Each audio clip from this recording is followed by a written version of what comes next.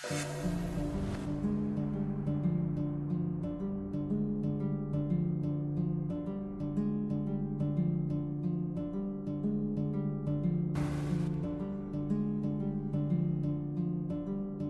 November 2011, nakatanggap ang Cairns, Queensland Police Station sa Australia ng isang tawag para i-report ang isang krimen.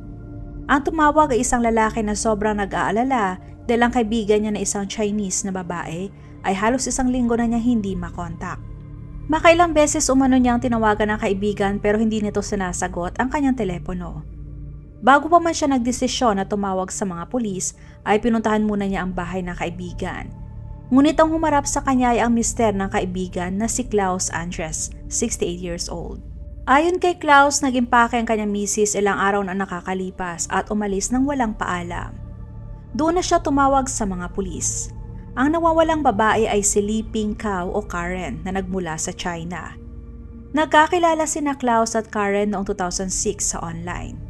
Mabilis silang nagkamabutihan at kalaunan ay nagdesisyon na magpakasal. Pagkatapos nilang makasal ay tumira sila sa Cairns, Queensland. Sa initial investigation ng mga pulis, nalaman ang huling na-record na activities sa cellphone ni Karen ay noong October 30, 2011 nang alas 9 ng gabi at tumagal lamang yon ng 19 na minuto. Pagkatapos noon ay tuluyan nang nawala si Karen. Hinala ng mga pulis na yun na din ang oras na may nangyaring hindi maganda sa babae. Dahil mahigit 24 hours nang nawawala si Karen, kaya naman opisyal na nagsagawa ng investigasyon ang mga pulis. Pinuntahan nila ang bahay ng mag-asawa at doon nila nakaharap ang napakakalmadong si Klaus. Kalmado niyang ikinuwento na noong gabi ng October 30, nagkaroon sila ng matinding pag-aaway ni Karen dahil inakusahan umano siya na may ibang babae. Kinabukasan, pagkabalik umano niya mula sa kanyang check-up ay nadiskubre niya na nag-impake si Karen ng kanyang mga gamit at saka umalis. At ayon kay Klaus, yun ay pangatlong beses nang ginagawa ni Karen at nasasanay na siya sa ginagawa ng misis dahil bumabalik naman ito makalipas ng ilang araw. Nagpapalipas lamang daw ito ng init ng ulo at saka babalik din. Kaya hindi na siya nag-aalala kung ilang araw na hindi nakakauwi si Karen. Pero hindi kaagad naniwala ang mga pulis kay Klaus, lalo na at sobra itong kalmado. Kaya naman mas pinalaliman pa nila ang pag-imbestiga. Para patunayan na siya ay inosente, ginamit ni Klaus ang sariling pera para mag-organisa ng isang press conference kasama ang mga pulis at humingi ng tulong sa publiko para matulungan sila na makita ang nawawalang asawa. Pero mas lalo lamang nagduda ang mga pulis kay Klaus dahil sa nakita nilang kilos sa lalaki. Dahil habang hawak niya ang litrato ni Karen at nakikipag-usap sa media, patawa-tawa lamang ito at hindi apektado. Hindi nila siya kailanman nakitaan na nag-alala o nalulungkot sa pagkawala ng asawa. Narinig pa ng mga pulis na nakikipagbiruan pa siya sa mga reporters. Katunayan, kahit ang publiko ay napansin na din ang pag-uugaling ipinapakita ni Klaus. Kaya kahit sila ay nagdududa na rin sa kanyang sinseridad. Napansin din ng mga pulis ang mga sugat ni Klaus sa kanyang mga daliri, kamay at mga paa. Noong tinanong ng mga pulis, sinabi niya na nakuha niya ang sugat mula sa paggamit ng kanilang lawnmower. Pero base sa obserbasyon ng mga doktor, ang sugat ay napakalalim at kadalasang sugat mula sa matalim na bagay, gaya na lamang ng kutsilyo o mga matutulis na bagay. Sinuri din ng mga pulis ang banking history ni Karen at nadiskubre nila na noong November 2 ginamit ang kanyang card sa isang ATM. At nakita nila sa security cameras na si Klaus ang nag-withdraw ng pera mula sa card ng misis. Kasunod noon ay pumunta siya sa isang hardware store para bumili ng maraming container ng muriatic acid. Sa loob lamang ng 3 araw, simula October 31 hanggang November 2, bumili ng kabuang 15.9 gallons ng napakatapang na muriatic acid si Klaus. Dahil sa dami ng biniling muriatic, naisip ng mga pulis na maaaring may gustong linisin si Klaus na bakas ng krimen. Pero ang ganun karaming muriatic acid ay sobra-sobra. Kaya naman naisip nila na baka ginamit yun ni Klaus para pangtunaw ng katawan ng isang tao.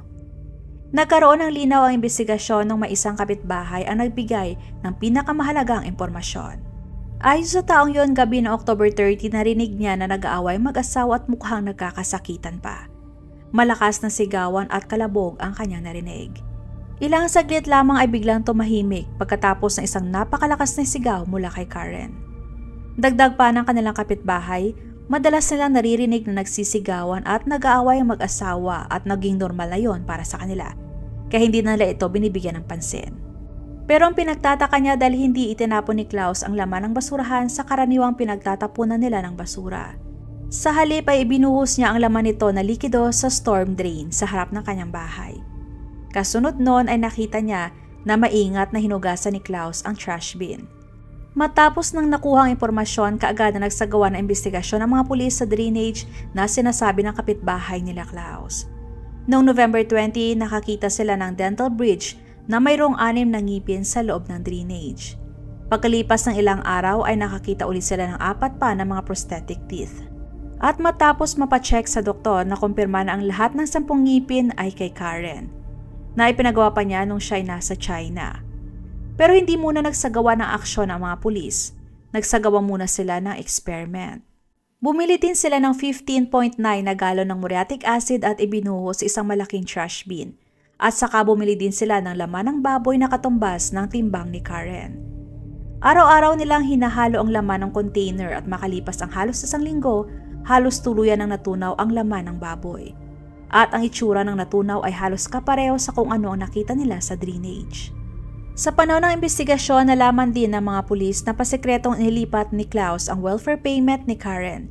Kasama na doon ang mga financial documents gaya na lamang ng family trust papers. Nakita din nila sa kanyang kwarto na may altar kung saan niya inilagay ang abo ng una niyang asawa. Noong pinuksan ng mga pulis ang jar na naglalaman ng abo, nakita nila na may iPhone sa loob. At yun ay cellphone ni Karen. Itinago ni Klaus ang cellphone sa jar dahil alam niyang walang may magtatangkang tignan kung anong nasa loob. Dahil sa mga ebidensya na nagpapakita na pinansyal na motibo ni Klaus at ang metikulosong pagtakpan ang ginawang krimen, kaya naman hapon ng November 20, opisyal na inaresto si Klaus sa kasong murder. Dahil sa napakaraming ebidensya, kaagad na inamin ni Klaus na gumamit siya ng muriatic acid para matunaw ang katawan ni Karen. Pero kiit ni Klaus na aksidente ang pagkamatay ni Karen at wala siyang intensyon na patayin ang asawa. Orihinal na nagmula sa Germany si Klaus. Una siya nagkaroon ng asawa sa edad na 25 at nagkaroon ng isang anak na lalaki. Sa edad na 39, inilipat niya ang kanyang pamilya sa Cairns, Queensland, Australia para doon magsimula ng panibagong buhay. At sa mga lumipas na taon ay namuhay sila ng masaya. Pero taong 2005 ay aksidenteng namatay ang asawa ni Klaus. Pagkatapos mamatay ng kanyang asawa ay biglang lumayo si Klaus sa kanyang anak at sa pamilya ng kanyang asawa. Dahil sa sobrang lungkot, naisipan ni Klaus na maghanap ng babaeng makakausap sa online. At yun na nga si Karen. Taong 2006, nagdesisyon si Klaus na pumunta sa China para makita si Karen. Naging magaan ang loob nila sa isa't isa kaya naman hindi naging mahirap ang una nilang pagkikita sa personal. Bumalik sa Australia si Klaus matapos mag-expire ng kanyang visa. Kaagad silang nakaramdam ng lungkot kaya naman nagdesisyon si Karen na kumuha ng 3 months tourist visa papuntang Australia para makasamang muli si Klaus.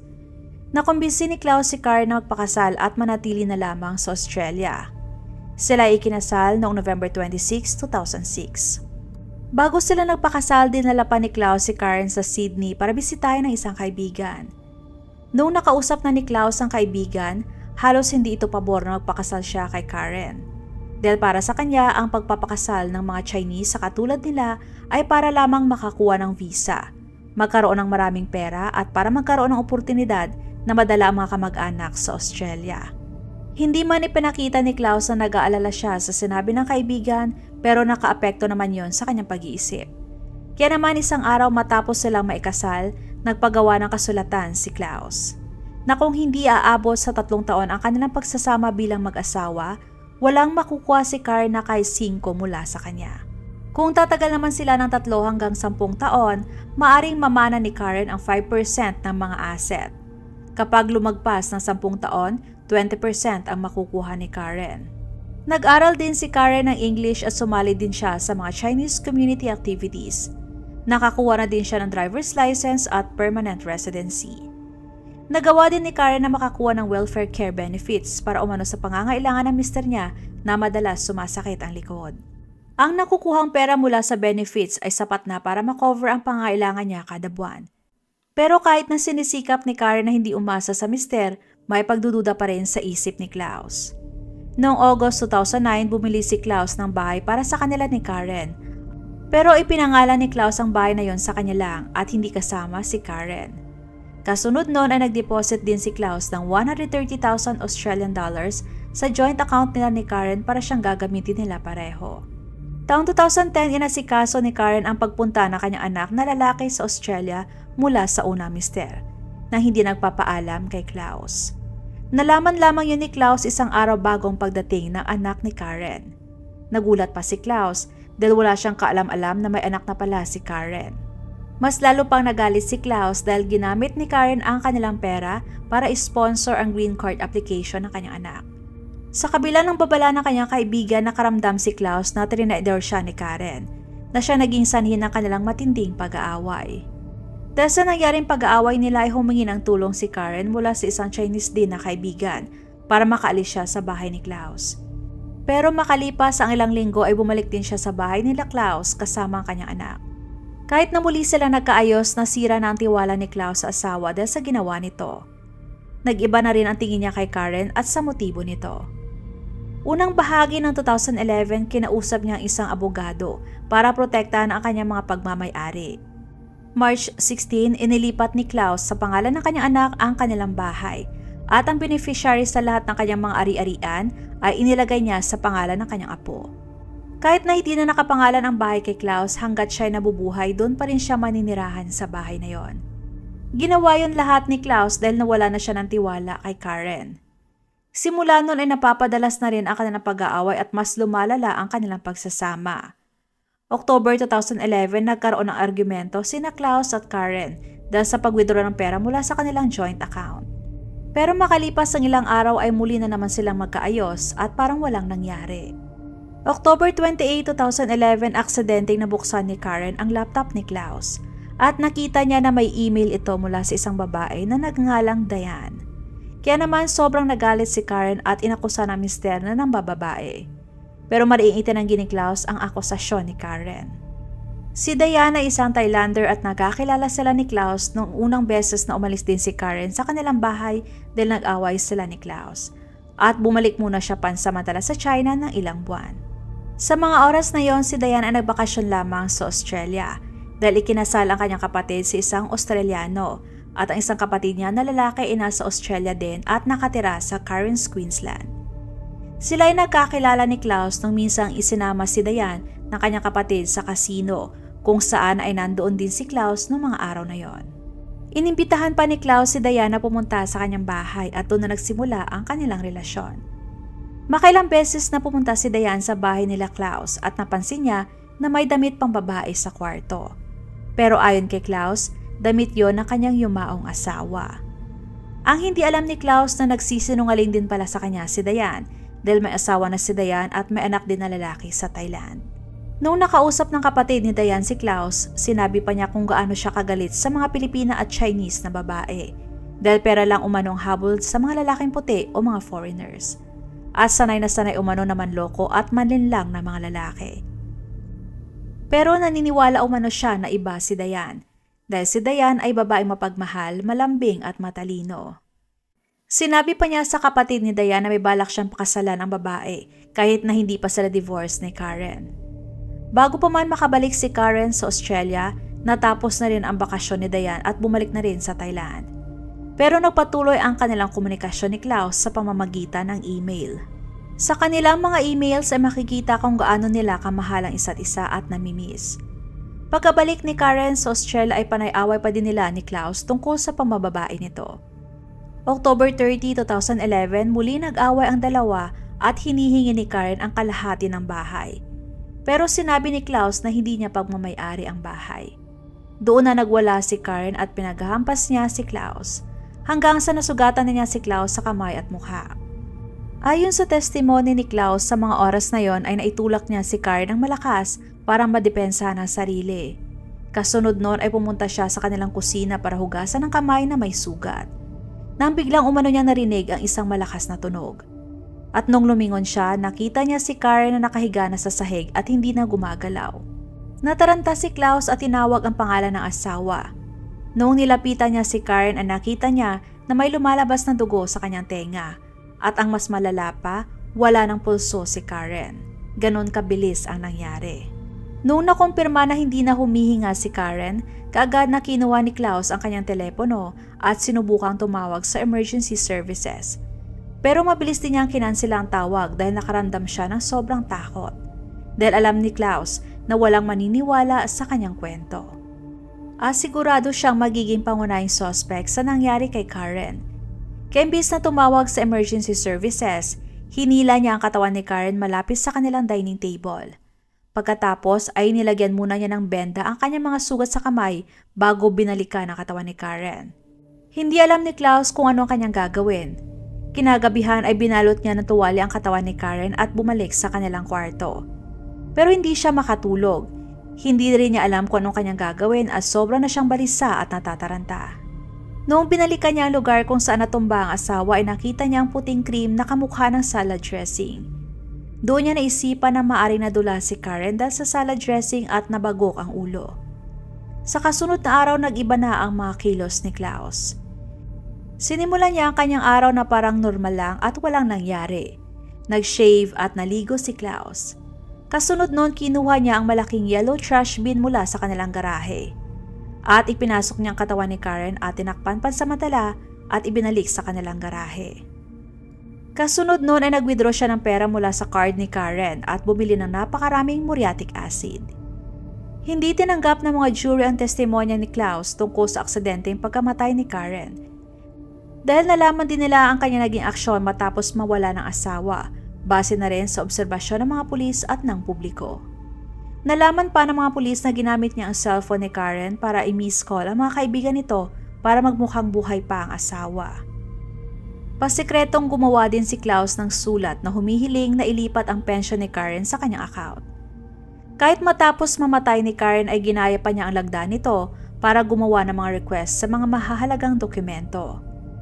2 araw matapos mamatay ni Karen ay nag-send pa si Klaus ng email kay Diane na gusto niya itong bumalik sa Australia para magsama na sila.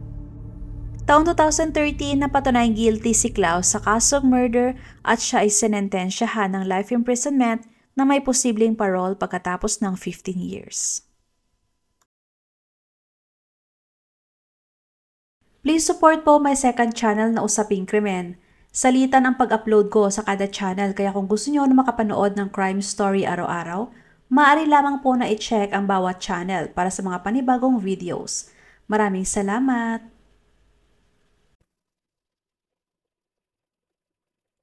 Huwag magatubiling ibahagi inyong mga saloobin at komento.